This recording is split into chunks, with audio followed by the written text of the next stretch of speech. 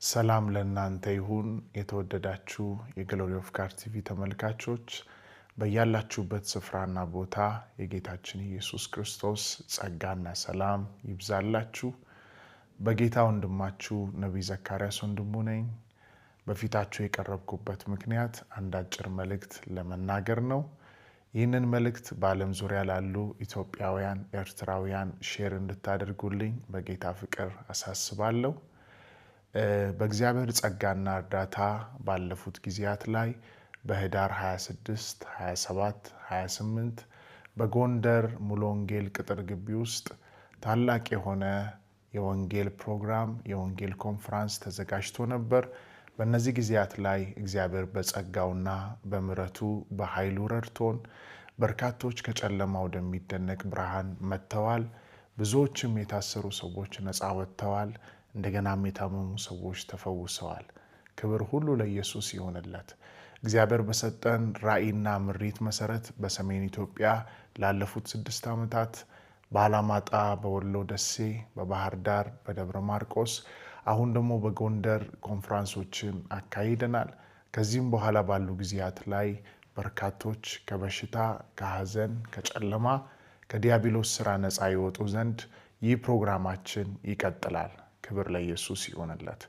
በዚህ ፕሮግራም ላይ እንግዲህ ብዙዎች ነገሮችን ከፖለቲካ ጋርና ከሃይማኖት ጋር ለማገናኘት በብዙ አቅጣጫ አገልግሎቱን ወደማይሆን ነገር እየወሰዱ ሲያገናኙ ነበር።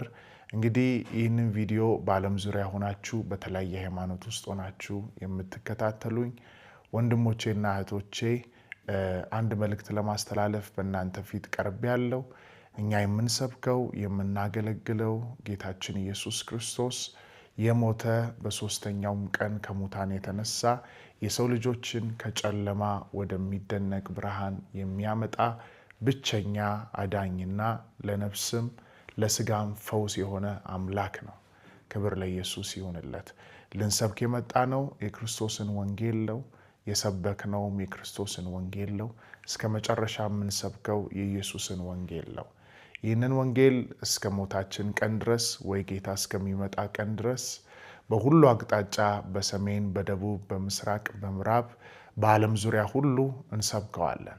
ጳውሎስ ሲናገር እንደዚህ አለ፣ እኛ ግን የተሰቀለውን ክርስቶስን እንሰብካለን። መዳን ያለው፣ ድነት ያለው፣ ፈውስ ያለው በተሰቀለው ክርስቶስ ውስጥ ነው። ይህ ኢየሱስ ለእኛ ሲል የሞተ በሶስተኛው ቀን ከሙታን የተነሳ በአብ ቀኝ ከብሮ ያለ ሐዋርያቶች ወንጌልን እንደሰበኩልን ሐዋርያት ሥራ መጽሐፍ ምዕራፍ 4 ቁጥር 12 ላይ መዳን በሌላ በማንም የለም፣ እንድንበት ዘንድ ከሰማይ በታች የተሰጠ ሌላ ስም የለም። ከሰማይ በታች ሌላ ስም የለም የሚያድን። ጌታ ኢየሱስ ይባረክ። ሐዋርያቶች አባቶቻችን የክርስቶስን ወንጌል ተቀብለው ወንጌልን እዚህ ያደረሱ አባቶቻችን ሲሰብኩ ስለ ኢየሱስ ነው የሰበኩት። ሲናገሩ ስለ ኢየሱስ ነው የተናገሩት። በርካቶችም የዳኑት በዚህ ወንጌል ነው። ስለዚህ ለመስበክ የመጣ ነው። ከዚህ በኋላም ለመስበክ የምንሄደው ይህ የኢየሱስን ወንጌል ነው። መዳን ያለው በዚህ ወንጌል ውስጥ ነው። ሃይማኖት አያድንም። የሚያድነው በክርስቶስ ላይ ያለ እምነት ነው። አዎ እምነት ያድናል። የትኛው እምነት ነው የሚያድነው? ክርስቶስ ላይ የተደገፈ ክርስቶስ ላይ የተመሰረተ እምነት ያድናል። ክብር ለኢየሱስ ይሁንለት።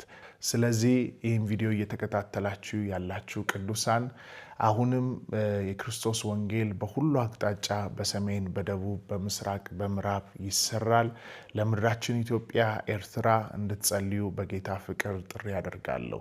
ከመቼውም ጊዜ በላይ የኢየሱስን ወንጌል የምናሰፋበት የምንሰብክበት ጊዜ አሁን ነው። የኢየሱስ መምጫ እጅግ የተቃረበበት የደረሰበት ጊዜ ስለሆነ የክርስቶስ ቤተሰቦች ይህንን ወንጌል በተለያየ አይነት አቅጣጫ መስበካችንን እንድንቀጥል በጌታ ፍቅር ጥሪ ያደርጋለሁ። በተለያየ ሃይማኖት ውስጥ ያላችሁ ወንድሞቼና እህቶቼ እንወዳችኋለን። እንደገናም ደግሞ ያላችሁበትን ሃይማኖት እናከብራለን። በተጨማሪ ግን በዋናነት ይህንን መልእክት ለእናንተ ላስተላልፍ ፈልጋለሁ።